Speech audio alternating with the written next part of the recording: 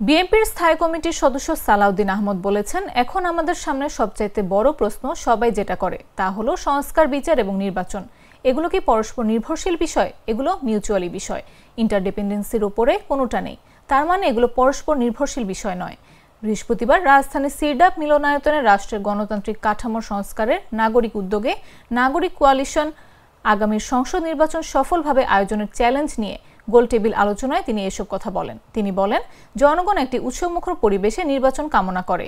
এখন নির্বাচন আয়োজনে চ্যালেঞ্জের কথা বলা হচ্ছে নাগরিক সমাজের ভূমিকা নিয়ে। সংবিধান অনুসারে নির্বাচন কমিশনকে যে ক্ষমতা এখনো দেয়া হয়েছে, নির্বাচন কমিশন স্বাধীনভাবে নির্বাচন অনুষ্ঠানের জন্য সব রকমের সহযোগিতা কর্তৃপক্ষের কাছে চাইলেই দিতে বাধ্য, সরকার সহ সব সংস্থা।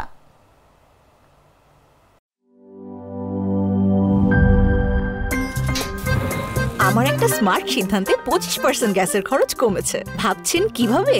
সাধারণ গ্যাস স্টোভ বদলে আমি এনেছি আরএফএল গ্যাস স্টোভ। এর সাইন্টিফিক নজল ও ব্রাস বার্নার ক্যাপ সমানভাবে তাপ ছড়িয়ে রান্না করে দ্রুত।